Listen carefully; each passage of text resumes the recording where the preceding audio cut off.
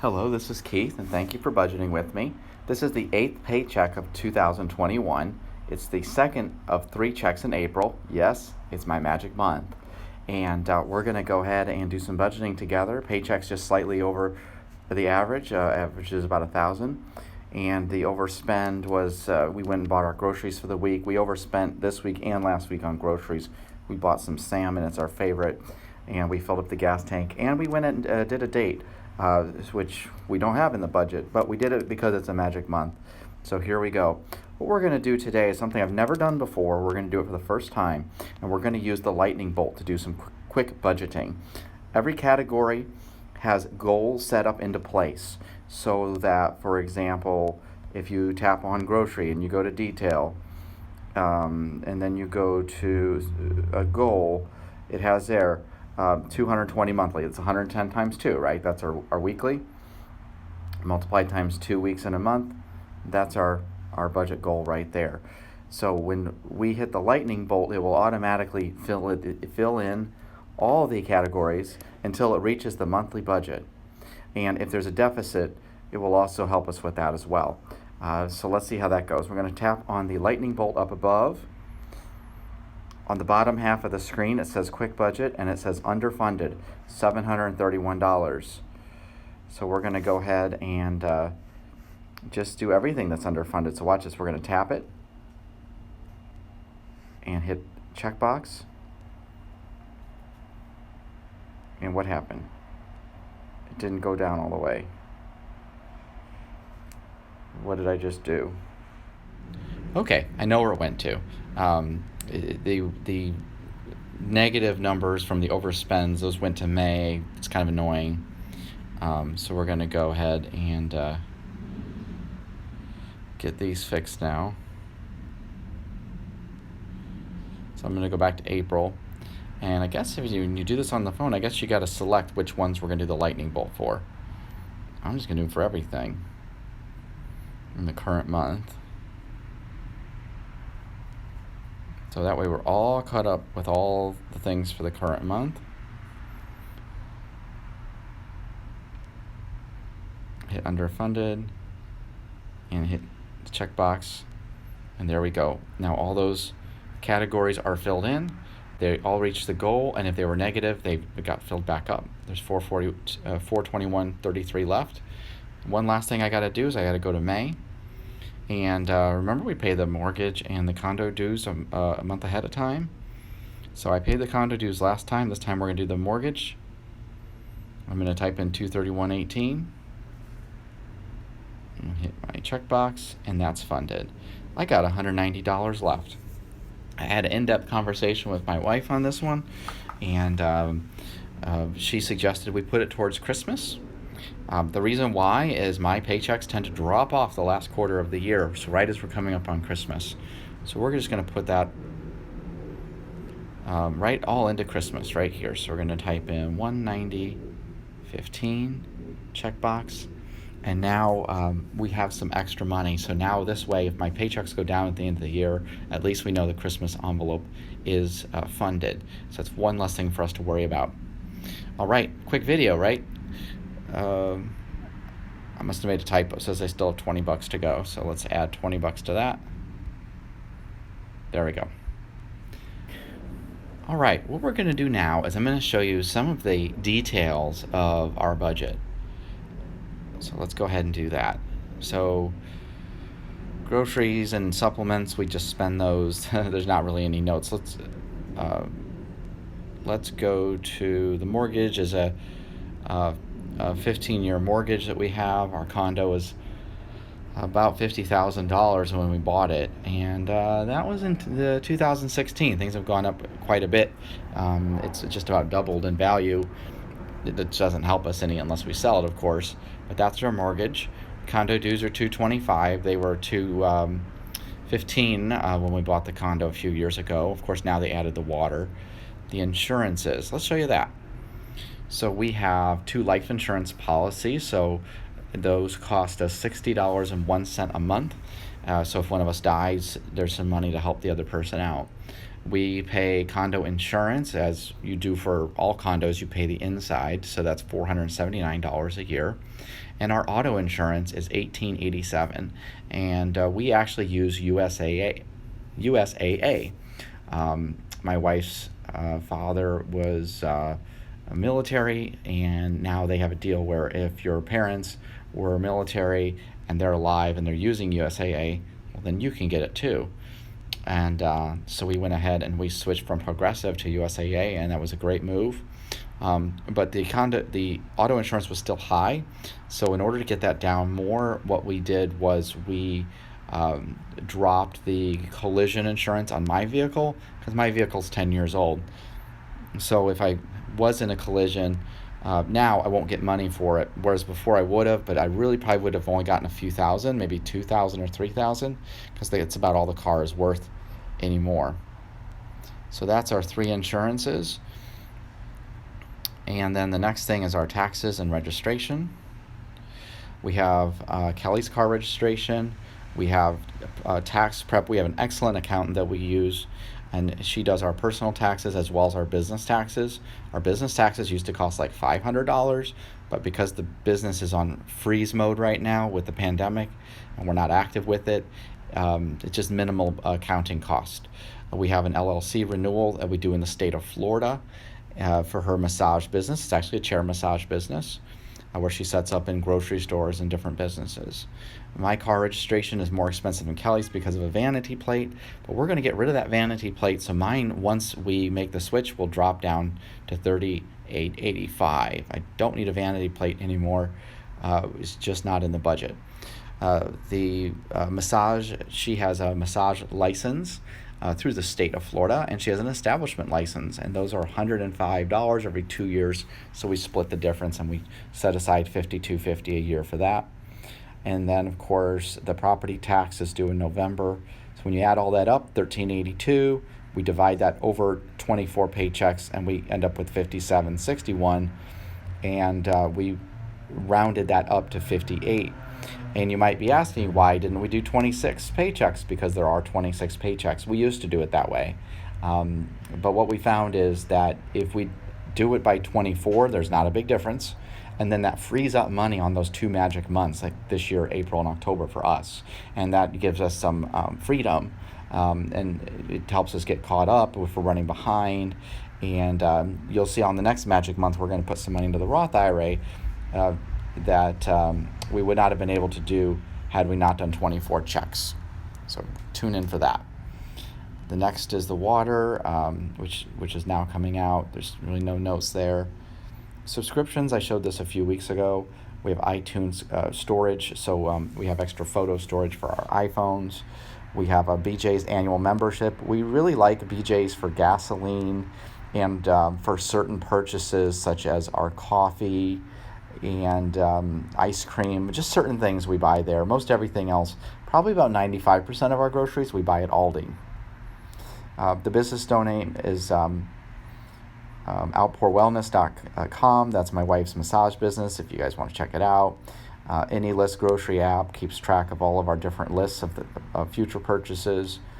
Cloud backup is kind of for me. It just backs up all of our photos, all of our computers. So if our computer was lost or stolen, or if or heaven forbid our condo burned down, we would have a backup of everything. You need a budget app, of course. We pay that annually.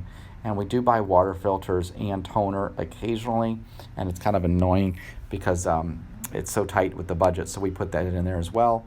And again, we divided that out by 24 paychecks, rounded it up to the nearest dollar, and that's how we got to $17 a check. What you'll notice is we don't have certain subscriptions. Over the years, we've canceled Netflix, we canceled Hulu, we canceled Disney Plus, we canceled an alarm service, we canceled a whole bunch of different things. We don't have our German American Society in there, and that's because we weren't sure we would be able to afford it this year, but we used the tax money for that. So maybe we'll roll that into the budget later. All right, so power is $88 a month. We use budget billing, which evens out the bills. That's a free service, and most utilities offer it, so contact your utility and see if they can even out your bills. Our cell phone is $80 a month. That's for 2 phones, iPhones with data, and that's with Cricket. So what we did was we brought our own devices. We brought our iPhone 7s, our paid-off devices. So all we're doing is paying Cricket $80 a month, and that includes a discount for doing automatic withdrawal. And that's if you don't know Cricket, they use the AT&T network, so you can talk and text and be on the internet without Wi-Fi all at the same time, which is super cool. And before that, I had Verizon prepaid, and that was closer to $100 a month. So we really like Cricket. All right, moving on. Internet normally is about $80 a month, but my wife told them to cancel the service with 30 days notice, and they immediately dropped the price for a year to $20 or $30 or whatever it was. So that will reset in December, and she'll have to call them back again and try that and see if that works again the next year. Household. Let me show you household. In order to help us budget, we made a list. So you can see here, last year we spent $191 on household a month, which is about $95 a check. And the first part of the year we spent $183 a check, which is $91 a check. I'm sorry, $91 a check, which is $183 a month. Our budget's only $65 a check. So this is an area we continue to go over on. And frankly, we're not having much luck with bringing it down because we have diapers, white paper towels, paper towels, toilet paper, dishwasher pods that we buy. A lot of these are BJ's items, dish soap, laundry soap, stain remover, AC filters. We buy at Aldi now. Soap bars, Sonicare toothbrush replacements and heads, dental floss, toothpaste, deodorant, toilet cleaner, hangers, kitchen items, ball jars, envelopes, postage, etc. So we're still trying to bring that down to $65 per paycheck, but still not sure where we're going to get there. So what we'll keep working on is dropping other things out of the budget for that. For gasoline, there's no notes, but we try to get each car a full tank of gas each week, and we try not to let the gas go below half in case there's a hurricane or something, because we are in Florida. Auto maintenance, we use a local mechanic, and we had we put $1,000 in their last video, and I already spent half of that. I got a radiator flush for $100, and then my hood release got stuck. It actually broke the cable, so they had to take the bumper off and replace the cable with the dealer part. It was pretty crazy. So we did $1,000 from the last tax return, and then we calculated out about $660 for 4 tires and 3 years worth of alignments per car. So we need about $1,320 every few years for tires and alignments. Luckily, again, USAA does a great discount with Goodyear tires, and we really like our Goodyear tires. And so we have money in there for that. And oil changes are synthetic, so they can be kind of expensive. And just like household, this is an envelope that we should probably be doing about double or triple what we are putting in. So that's why we take some of our tax return each year and put it into auto maintenance. Someday I'll be making more money, I'm sure, and we will be able to boost that up and not rely on tax returns to get through. But when you're only making $40 and your wife's staying home with the baby, that's what you do. Clothing and cleaners. This is another one. You can't really buy a lot of clothes for $20 a month, but this is mainly covering our dry cleaning and just the most essential clothes. We went ahead and we put in some notes. We did some research on which dry cleaners have the best prices. So we have that in there, but anymore we bought a pack of Dry-L, and we're using that for most of our dry cleaning at home. So Dry-L, you can dry clean at home. Check it out. Home and improvement and furniture. Well, what is that? That is you can't buy much for $10 a check. AC filters and door handle replacements, just small things. We would like to put money aside for appliances and a water heater, but right now that would have to be the emergency fund because there's no more money in the budget for that. Beauty supplies, that's shampoo and that's makeup and all that. We just decided a long time ago to break that out. We used to do $20 every 3 weeks for my haircut. But since we started doing these videos, we've been cutting our own hair. So we don't even do that anymore. We cut our own hair. My wife cut her own hair. She cuts my hair. Pretty soon she'll be cutting baby's hair. It's pretty cool. Tolls, we're in Central Florida. There are tolls everywhere. Everywhere. And there have been times in my past, in my 20s and 30s, where I'd spend upwards of $200 a month on tolls. But anymore, I don't take the toll roads anymore. We just don't. We just take the slow roads, and we only take toll roads for emergencies or for running late. So that's why that's only $4 a check. And the app for the tolls, once it gets, I think you have to put in 10 or 20 at a time. As soon as I get that envelope up to 10 or 20, I shift that over to the toll app. And over in the toll fund, I think we're in the $30 to $40 range right now. Education and certs, we go back and forth on the budget, but we took $1,000 from our tax returns. And that's because there's a motivational speaker named Brian Tracy that I'm a big fan of, and he suggests investing 3% of your personal income into personal development. That's on one of his programs. And he says if you do this, if you spend 3% of your income back on yourself for education, you'll always be in the top 1% of earners, and you'll never have to worry about money again. So we thought, well, let's give that a go. In our case, 3% of 40,000 is about $1,200. We put in 1,000. But that could be for just different online classes and possible certifications. Also, Kelly has to do ongoing credits with her massage school. All right, moving right along. Health, dental, vision. We have an HSA account. That's like a debit card they give us. We chose to put 5% of the income into the HSA of this year. So that goes on to a debit card, and whatever we don't use, it just rolls over to the next year, which is nice. It's kind of a new thing in America. It's come out in like the last 10 years. If you haven't heard of it, I'd never heard of it until like a year ago. And Christmas, I'm going to give you a deep dive on Christmas. Again, if you don't get a Christmas gift from us, this is the reason why. $10 a check is only $240 a year. Last year, we spent half of that on sending out photo cards, and we're already talking about reducing or eliminating the photo cards this year. So we've had a few fun notes in here. We make cookies on Christmas Eve and read a book out loud. We make puffed apple pancake, which is a German recipe, I believe, on Christmas Day. After Christmas, we donate to charity. We read about in a blog, we don't remember which one, the 3 gifts from the Magi, which is a Christian minimalist sort of tradition. So the idea is, instead of buying your kid or Santa bringing your kid maybe 10 or 20 toys, you get them 3, and you make sure they're good ones. So they represent gold, frankincense, and myrrh, the gifts to Jesus. Gold symbolizes something of great value. It's something the child really wants and is precious to them. Frankincense symbolizes something spiritual. Frankincense was burned in the temple as part of worship. For this gift, we give something that helps with the child's spiritual walk. And then myrrh is a medicinal item. Back in the day, the gift symbolizes something for the body. And I've heard it told that the wise men brought this gift to Jesus in preparation for when he would die for us. This item could be any number of things: clothing, shoes, cologne, or underwear, or socks. So that will vary, of course, depending on the age of your child.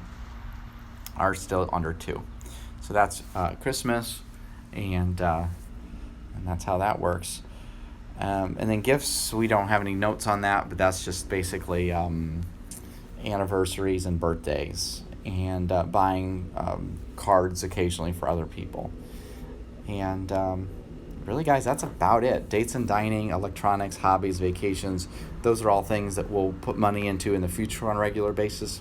But for now, we don't really have any money for those, so we just, if we're going to buy those things, it's going to be out of the emergency fund, hopefully not, or out of a magic month. But we're not buying a lot of electronics. We keep all of our electronics until they stop working.